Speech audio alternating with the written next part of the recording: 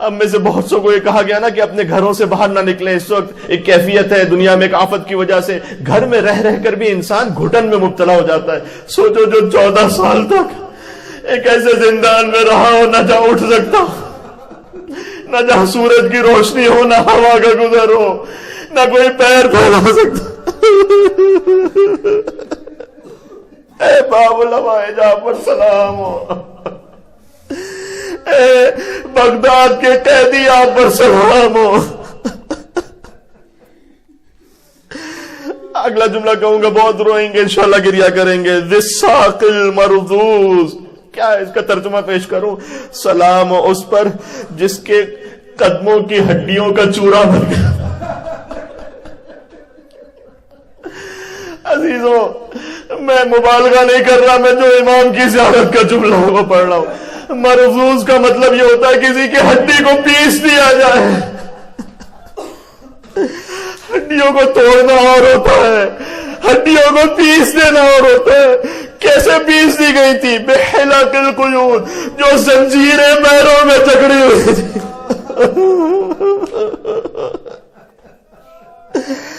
زنجیریں جو پیروں میں جکڑی ہوئی تھی، امام کے قدموں کی ہڈیاں پیس دی گئی تھی. اب میں جملہ کہوں گا، یہ لاشیں کا پس جانا، ہڈیوں کا چورا چورا ہو جانا، یہ دو اور ہستیوں میں نظر آیا. ایک وہ کربلا والا شہید، دائیں طرف کے گھوڑے بائیں طرف دوڑ گئے، بائیں طرف کے گھوڑے دائیں طرف دوڑ گئے.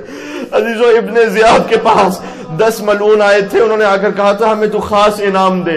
اس نے کہا کیوں خاص انعام دوں؟ کہا ہمیں خاص انعام اس لیے دیے کہ ہم نے اپنے گھوڑے حسین کی لاش پر دوڑائے تھے تاکہ حسین کے جسم کی ہڈیاں چورا چورا ہو جائیں. انہوں نے وہ کام کیا کہ بیٹی باپ کا لاشا نہ پہچان سکے،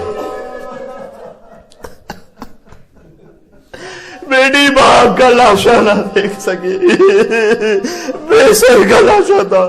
عزیزوں یہ روایات میں تاریخ میں ملتا ہے کہ بی بی معصومہ قم سلام اللہ علیہا امام کی دختر کو پرسہ دینا ہے، امام کے فرزند امام رضا علیہ السلام کو پرسہ پیش کرنا ہے. تمام رضوی سادات، تمام نقوی سادات، تمام موسوی سادات، تمام کاظمی سادات پرسہ پیش کریں.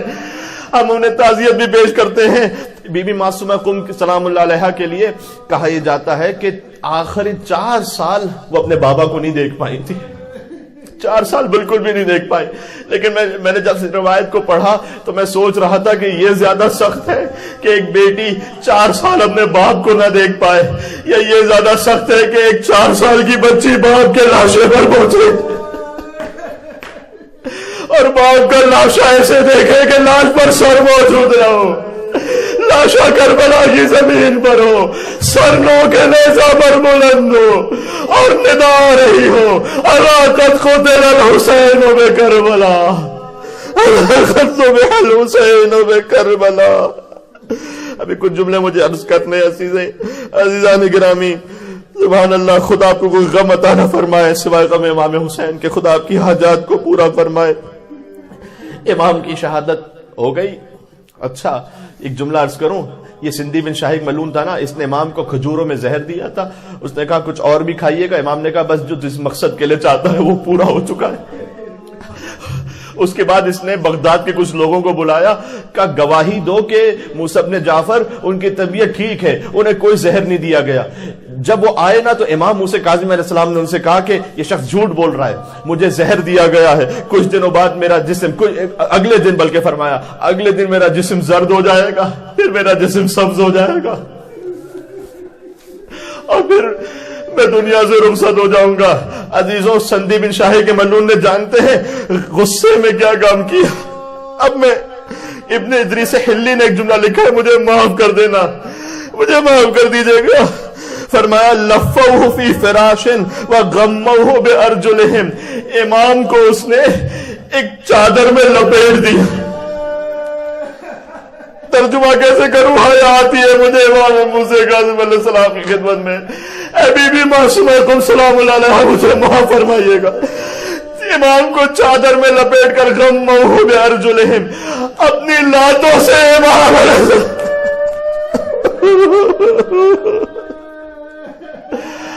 اپنے پیروں سے امام علیہ السلام کو کچلنے لگا. عزیزوں برداشت نہ کر پاؤ گے. آخری جملہ عرض کروں گا. اللہ جانے اس وقت امام نے کیا کہا ہوگا. زبان حال یہ ہے کہ یقیناً کربلا کی طرف رک کر کے کہا ہوگا اے میرے جد حسین آپ پر میرا آخری سلام ہو. اور میں نے عرض کیا تھا اسی طرح سے روتے روتے بس میں آخری جملے پر آ گیا. پھر امام سے توسل باب الحوائج کی خدمت میں اور امام کی تابوت کی زیارت کیجیے گا انشاءاللہ سے آپ. میں نے کہا تھا نا اہل بیت میں 3 جنازے ایسے ہیں جن کی ہڈیاں ٹوٹی نہیں تھی, چورا چورا ہو گئی تھی. ایک بغداد کے قیدی کا جنازہ, ایک کربلا میں حسین مظلوم کا جنازہ, اور اگر سمجھ کر سکو تو مدینہ میں ان کی ماں فاطمہ زہرا کا جنازہ. فاطمہ دو دیوار کے درمیان پسلیاں چورا چورا ہو گئی. جب سانس لیتی تھی تو فاطمہ کو تکلیف ہوتی تھی. امام کا جنازہ بغداد کے پل پر انہوں نے پھینکا نہیں, انہوں نے رکھا نہیں تھا, پھینک کر گرا دیا.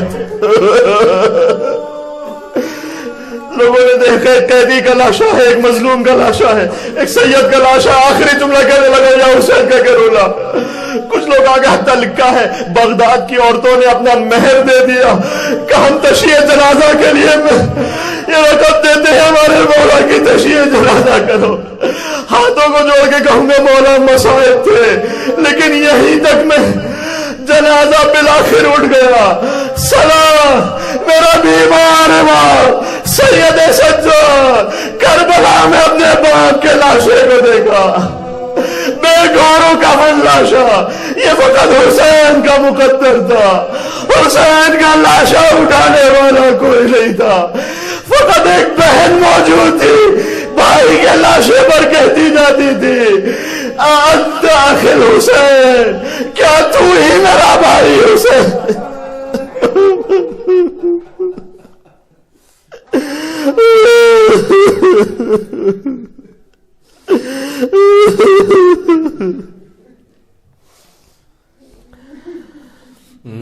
یا ابا ابراہیم, ابھی تابوت کی زیارت ہوگی انشاءاللہ.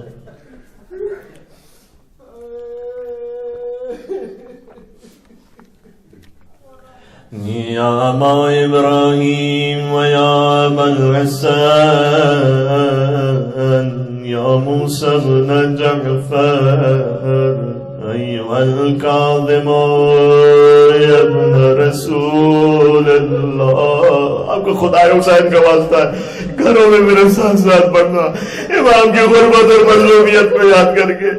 مولا یہ کیسا امتحان ہے, ہم صحت مند ہوتے ہوئے بھی امام بارگاہ نہیں ہو سکے, ہم مسائل ہوتے ہوئے بھی تیری مجلس میں نہیں آ سکے. مولا اللہ جانے کون سے گناہوں کی سزا ہے, اللہ جانے پروردگار کا کیسا ہے. جو غریب بغداد تھا اس کی مجلس بھی غربت میں ہو رہی ہے, جو بغداد کا قیدی تھا اس کا تابوت بھی غربت میں اٹھا. یا حجت اللہ علی خلقہ یا سیدنا و مولانا انا توجہنا واستشفعنا وتوسلنا بك إلى الله وقدمناك بين يدي حاجاتنا. سب مل کے یا وجیها عند الله اشفع لنا عند الله یا وجیها عند الله اشفع لنا عند الله. بے کس کا لاشا ہے پورے بغداد میں, کس بے کس کا لاشا ہے پورے بغداد میں. ہے کس بے کس کا لاشا ہے پلے بغداد پہ ہے کس بے کس کا لاشا ہے پلے بغداد پہ کس کو زنجیروں نے جکڑا کس کو زنجیروں نے جکڑا ہے پلے بغداد پہ ہے کس بے کس کا لاشا ہے پلے بغداد پہ قید میں جس نے گزارے عمر کے 14 برس قید میں جس نے گزارے عمر کے 14 برس ہاں اسی قیدی کا لاشان ہاں اسی قیدی کا لاشان ہے پلے بغداد پہ ہے کس بے کس کا لاشا ہے پلے بغداد پہ بے وطن مظلوم کی ہے لاش بے گورو کفن بے وطن مظلوم کی ہے لاش بے گورو کفن پھر سے منظر کربلا کا پھر سے منظر کربلا کا ہے پلے بغداد پہ ہے کس بے کس کا لاشا ہے پلے بغداد پہ